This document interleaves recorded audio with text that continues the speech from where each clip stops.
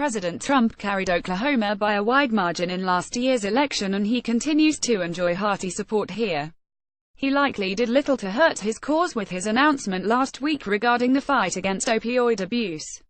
Trump signed an order Thursday declaring a national public health emergency, which allows the head of the Department of Health and Human Services to waive some regulations and give states more leeway in how they use federal money to combat opioid misuse. Trump's remarks from the White House were direct as he talked about the heavy toll opioids have taken. This epidemic claimed about 64,000 deaths in 2016.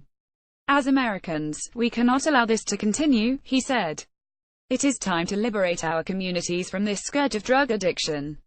We can be the generation that ends the opioid epidemic. The declaration allows patients to get medically assisted treatment for opioid addiction via telemedicine. In-person visits are generally required for doctors to prescribe controlled substances, but that can be a burden for those in rural America.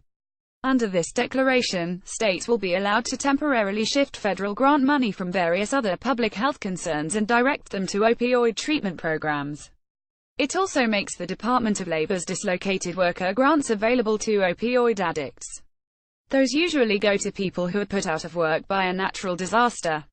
The declaration is part of what's becoming an all-hands-on-deck approach to fighting opioid abuse. More and more states, including Oklahoma, have approved the use and expanded the availability of naloxone, which can reverse the effects of opioid heroin overdoses, and are suing drug makers for alleged shoddy practices contributing to the problem. In Oklahoma, more people die from unintentional poisoning deaths caused by oxycodone or hydrocodone, two prescription painkillers, than by alcohol and all illicit drugs combined. From 2007 to 2014, almost 90% of the 5,300 unintentional poisoning deaths in our state involved opioids, according to the state health department. Rep. Mark Wayne Mullen, R. Westville, whose eastern Oklahoma district has been especially hard hit by opioid addiction, saluted Trump for making the opioid epidemic a priority and ensuring that the states have the tools and resources they need to fight it.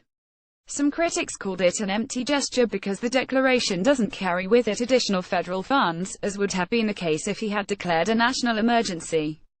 The more sweeping emergency declaration also would have given the administration more power to waive privacy laws and Medicare regulations to increase the number of substance abuse treatment beds. To be sure, more money would be helpful in this effort. However, the move announced Thursday does provide the potential to make a difference, and any gains should be welcomed. Trump acknowledged that it may be decades before this crisis is eased considerably. It will get worse before it gets better, but get better it will, he said. From his lips to God's ears.